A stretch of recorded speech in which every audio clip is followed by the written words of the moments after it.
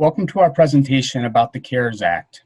On March 27th, the President signed into effect the CARES Act, and today I have gathered two alums to give a briefing about some of the RMD changes in 2020 and charitable contributions to nonprofit institutions like ourselves at Alfred State College.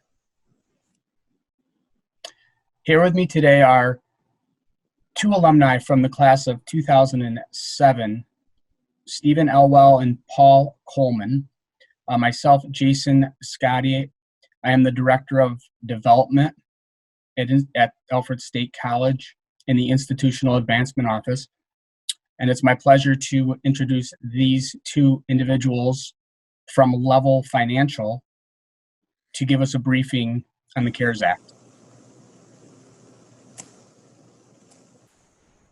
I'll start with an important disclosure.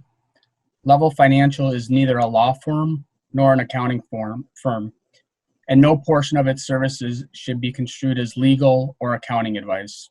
Moreover, you should not assume that any discussion or information contained in this presentation serves as the receipt of or as a substitute for personalized investment advice from Level Financial.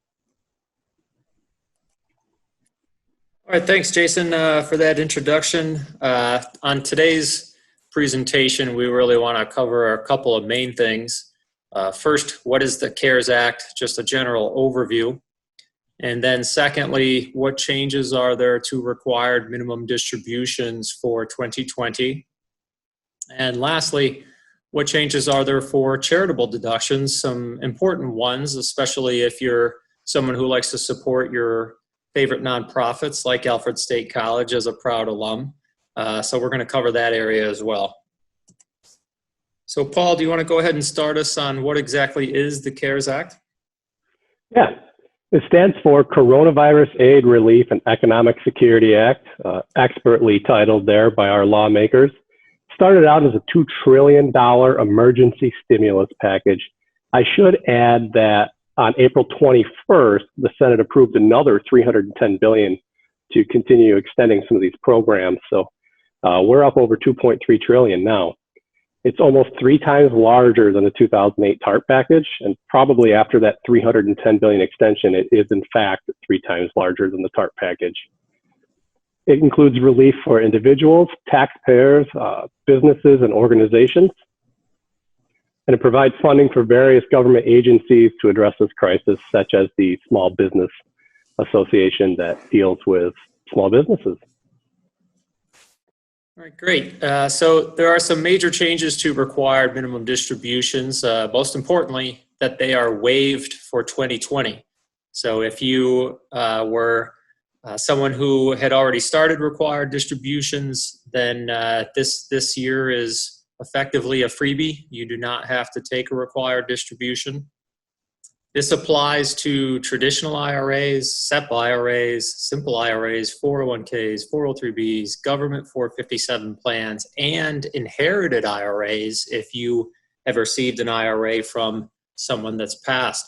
So it's kind of across the board for the most part. Just about all retirement plans are affected. So individuals who turned 70 and a half in 2019 but did not take that first distribution in 2019 because that first year you're allowed to delay your first distribution all the way until April of the next year. Even those people are allowed to have a waiver of their required distribution, even though technically that distribution was for tax year 2019. And then, of course, remember that this past December, they altered the rules where now anybody that's 72 or older, that's the starting date for when they have to start taking required distributions. So there's been a lot of changes in the retirement world as it pertains to when required distributions start. But the key is this year that 2020 required distributions are waived. So what if we get this question a lot, what if you already took your required distribution? Can I put it back? The answer is yes, but there are some caveats depending on when you took the required distribution. If you took it in January, then you're probably out of luck. There is a 60-day rollover rule that applies that says basically you can return the money with no problem, no penalty, no taxes due. It basically unwinds it if you return the money within 60 days. You do have to be careful about if you have done that before in the last year, then you may not be allowed to use that 60-day rule. So it gets a little complex there. But the government actually has also passed a little bit of extension on that rule. If you happen to have taken your required distribution between February 1st and May 15th, they're actually giving you all the way until July 15th to put it back, as opposed to just simply 60 days. But that only applies if you took the distribution within that time frame. So again, if you took it in January, you might be out of luck.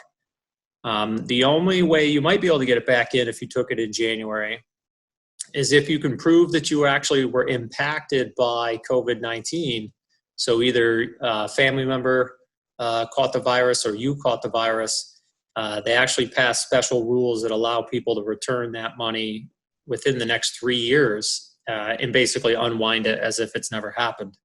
So a lot of moving pieces there, but the good news is there are several different ways that people can get the required minimum distribution back into their retirement account.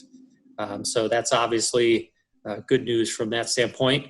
Also, for anyone with inherited IRAs, it's a little different.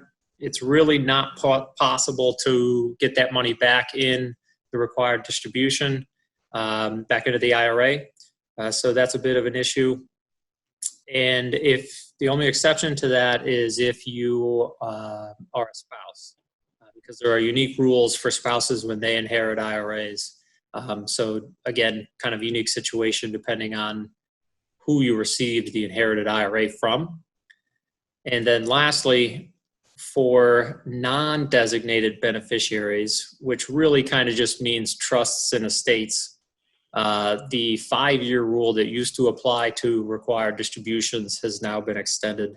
They basically have decided that 2020 doesn't count. And so effectively now it's kind of a 6-year rule. That doesn't really apply to a lot of people. So, that one's not really that big of a deal, I think, in this context. All right, Paul, do you want to talk about some of the changes to charitable deductions and cash donations? Absolutely. A couple interesting one there that came through on the CARES Act. The Tax Cut and Job Act a couple years ago eliminated the majority of the above-the-line deductions that charitably inclined people could take, and that really limited the tax benefits of giving away your money. So there's a few strategies that can be utilized to still get benefit, but the CARES Act added back in a brand new $300 per taxpayer above-the-line deduction. This can only be used if you're itemizing your federal returns, which 90% of people are these days. The contribution has to be made in cash, so you're not gifting securities or clothing. It cannot fund a donor-advised fund or a 509(a)(3) supporting organization. And one of the other big changes, along with that $300 above-the-line deduction, is that the AGI limit for cash charitable contributions is temporarily be repealed. To get more specific, it's actually allowing, in the past, you used to be able to gift up to 60% of your AGI, which is adjusted gross income. They've extended that to 100%, which really opens up and allows people to gift a lot of money this year when organizations really need it. And if you gift more than that, you can use a 5-year carry forward to still get benefit from those charitable contributions. Further, it should be noted that qualified charitable distributions, known as QCDs, are still allowed for those who are age 70.5 or older.